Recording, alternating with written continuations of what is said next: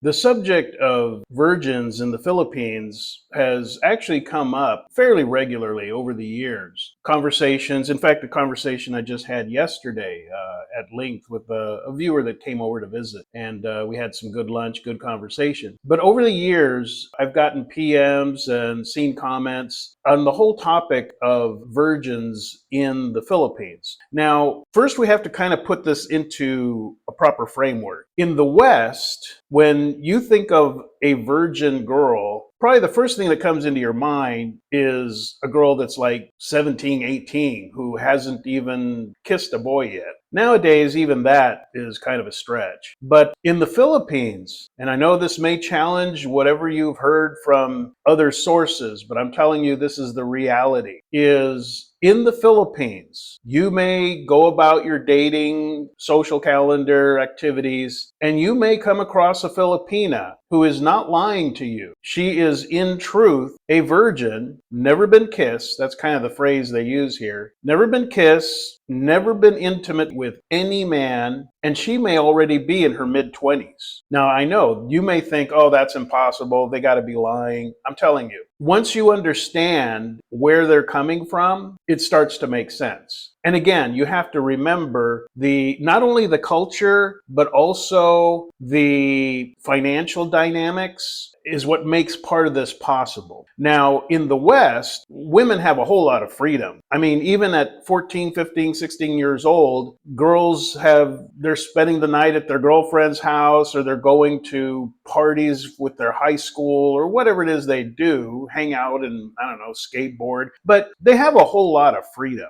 And to some degree, many of the girls here have that same freedom. But when you get into the smaller towns, again, we're not talking so much about downtown Manila or downtown Cebu, but when you get into some of the smaller islands and smaller towns, it's far more conservative. Not only are the girls, when they're not in school, expected to do the household chores, but they're also expected to be home, in their home with their parents before it gets dark. After it's dark, they are not allowed to go out running around. Now, again, we're not talking about all Filipinas. We're talking about Filipinas, largely in the province, who are still raised by their parents in a very traditional way. And they're very strict with them. And add to it, like I said, the financial situation. The financial situation, usually we look at it in the context of, well, there's not that many jobs, not that many opportunities, and so girls start getting a little too much time on their hands. Maybe they get promiscuous, or they want to start dating a foreigner, and so we'll usually think of it in going in that direction. But I can tell you, with Filipinas I have met over the years, it goes the other direction as well, to where a Filipina graduates high school, turns 18, and then she sees, and her parents show her, what happens to your life when you start making babies at 16, 17, 18, 19 years old. You're locked into a path as a single mother, usually, because it's very rare that the guy's going to stick around. So their path, if they become a single mother by fooling around, is going to not end well. So as a result of this, it is not uncommon, again, in the province and smaller areas, that Filipinas make the decision, I'm going to go to college, or I'm going to try to start a little business, or I'm simply going to wait and not be intimate with a man until I meet the man that I believe will be my husband. So again, I think the oldest one I met was about 25, right about 25, still a virgin, still lived with her parents, lived like 4 houses down from the church. She went to work, then rode her tricycle home. She was with her parents, and the only other place she went besides work was to the church 5 houses down. She didn't spend time in town by herself. Her parents weren't going to allow that. So she was still a virgin. And other Filipinas that I have talked to and met, and I'll get into more of the whole dating aspect here in a moment. But what you need to understand is that you will probably never run into this situation in the West. Again, sadly, most girls, by the time they're 18, they've been with somebody. So here in the Philippines, though, as I've often said for years, it's opposite land. Here, you may actually run into a Filipina who is 20, 22, 24, and she's still a virgin. And she has gone to college, and then straight out of college, she started a teaching career as a teacher at elementary school, whatever, or she became a nurse. And she knows the moment she gets pregnant, married or not, it changes how much time she can allot to her career and to her baby. So these women do exist. And that, again, that might be a shock to you, but they do exist. And these are not, how do we put it, ugly women. These are attractive women. These are not women that can't get a date. We're talking attractive women. And it's not like they don't get approached by guys that want to, get in their pants. It's that they have decided they're just not going to disrupt the path that they're on to be self-sufficient and achieve something. Whether, again, it's their college career or their work career or whatever. Not that they're writing off marriage altogether. They just want to wait till they meet the right guy that's going to commit to them, a guy of substance, Filipino or expat. And that's the decision they've made. Now, another situation I've run into is, I remember one time I dated this girl. We only had 2 dates. The first one was actually meeting her at her parents' house, and I had dinner. That was our first date, having dinner with her mom and dad. Okay. None of this meeting at the Jollibee kind of stuff. Her parents weren't going to allow that. So we met at her mom and dad's house, and I had fish and rice dinner with her mom and dad. And largely that was to establish, is it okay that we start dating and get to know each other? And they were like, yeah, not a problem. Everything's cool. So our second date, I didn't get to take her to a restaurant or anywhere. What we did was I met her about 3 houses away from her parents' house. And there was a dorm there that the rent was being paid for. It was a 2-story dorm, and it housed about 5 of this girl's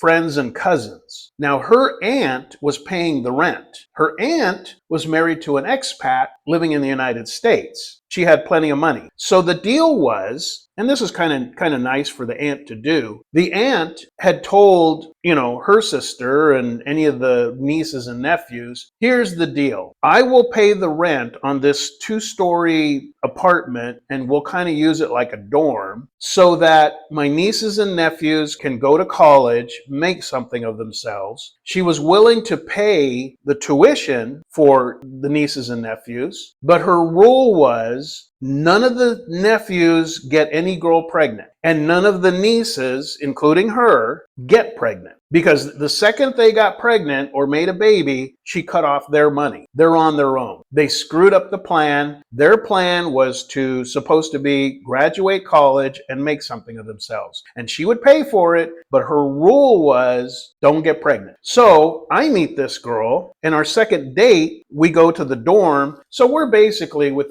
8 other of her cousins and friends that are all part of this whole thing. Some of them were just friends visiting. So they're doing karaoke and doing a potluck. And the aunt that day had happened to have already shipped 4 Bollock buy-in boxes. So it was kind of like Christmas, they're opening up the boxes and yelling and screaming and eating Spam and whatever. So as we got to talking, I'm sitting across the table from her, and there's all this chaos going on. And this is, again, our second date. And I start asking her, so where do you see yourself in 5 years, whatever? And, right away, she goes, well, I want to finish college here, and then I want to go to college in Canada. And right away there, I was checked out. And she goes, because I want to, advance there in Canada and get settled in there. They have good schools and this and that. I said, so why were you on the dating sites? Because that's where I found her, was on the dating site. This was way back in 2013. So I said, well, why are you on the dating site if your plan is to move to Canada? Why don't you just wait till you get to Canada, and then if you're going to date somebody, date them there. That way you can see them every day. And she said, well, no, you could be my boyfriend. I said, I don't want to live in Canada. She goes, no, you could stay here in Philippines. I'll go to Canada. And this was after we had the conversation where she said, well, you can be my boyfriend, but, we're never going to be alone. We're not going to be, my cousin's always going to come along. In fact, her cousin was there sitting next to us. She goes, because I can't afford to lose the tuition, I need my aunt's support to finish college. And so basically she wanted a platonic boyfriend. So I said, so you want a platonic boyfriend and then you want to move to Canada, and somehow we're going to do this LDR, and then what after that? She goes, well, I don't know. That's in the future. I don't know. And mentally I'm thinking, okay, there's just no way. There's no way I'm going to sign up for this. No, sorry. No, this is not what I'm looking for. So as it turned out, her cousin, I was actually more attracted to her cousin, and we ended up talking much more. And by the time the evening finished, about 2 hours later, as we were leaving, it was really clear. I mean, I told her, I said, no,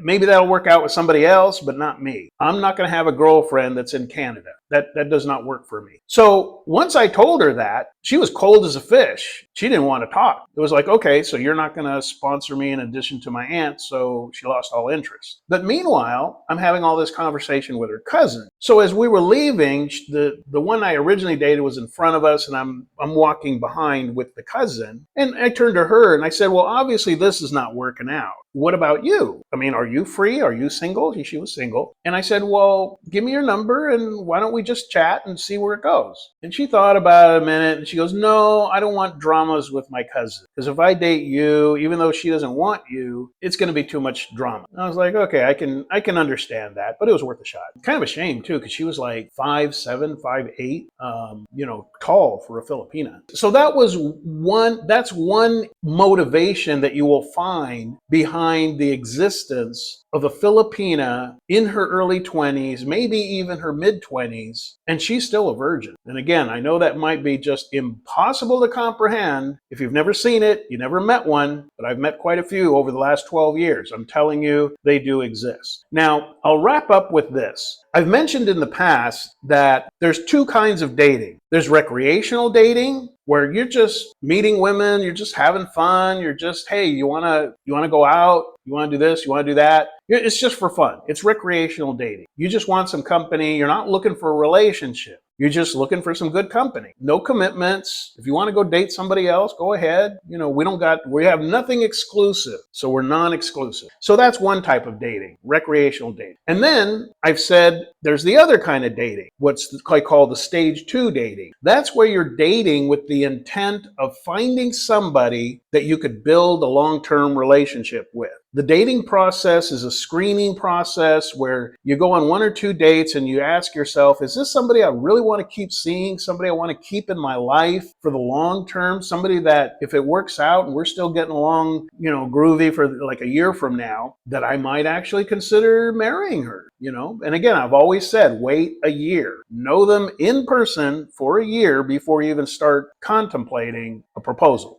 So you got recreational dating and you got relationship dating. Here's what I will tell you. You do what you want to your own peril, but here's what I will tell you. If you're in the Philippines and you come across one of these 20-year-old virgins and you're just recreationally dating, end it right there. Just finish out the dinner and say, well, it's been really nice to meet you, and send her on a tricycle home and go find your next date. I'm telling you, that is the best thing you can do for her, and it's the best thing you can do for you. Because if you're just recreationally dating, for you, it's just another Tuesday. If you somehow talk her into spending the night at your place. But for her, this is a milestone, huge event.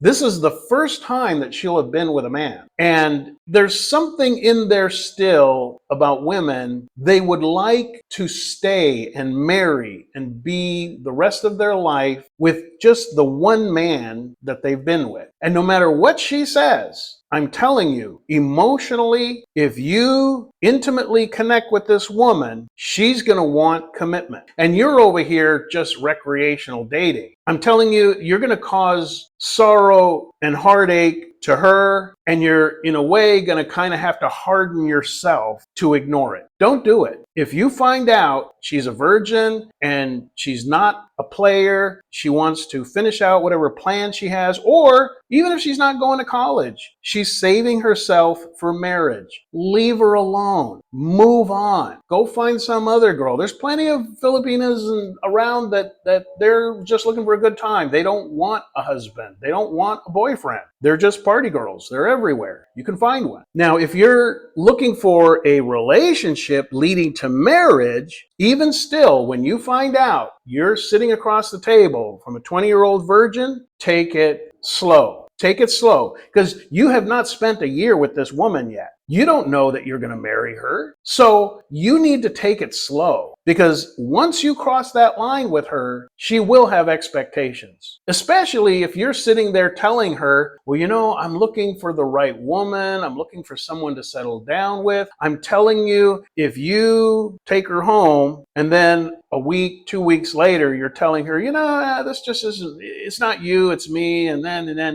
you know, let's just end this. I'm going to go date some other girl now. I'm telling you, it's going to hit her hard. It will. There's just no way around it. And the worst case scenario is you're going to tell her this or text her this or whatever, break up with her, and at home, she's going to fall on her bed and start crying. And then her brother's going to be like, why are you crying? Oh, I gave my virginity to this foreigner. Where is he? Where does he live? Okay, you can see where this is going. It's not going to go well with you if you get a visit from her brothers. So for so many reasons, my advice to you is if you come across a virgin, forget about it. Especially if you're looking for really a good time. Remember, you're going to be with somebody that it's their first time. They don't have any experience. They're not good at this. It's not going to be a fun time. It's going to be painful for her, and she doesn't know what to do. Just leave it alone.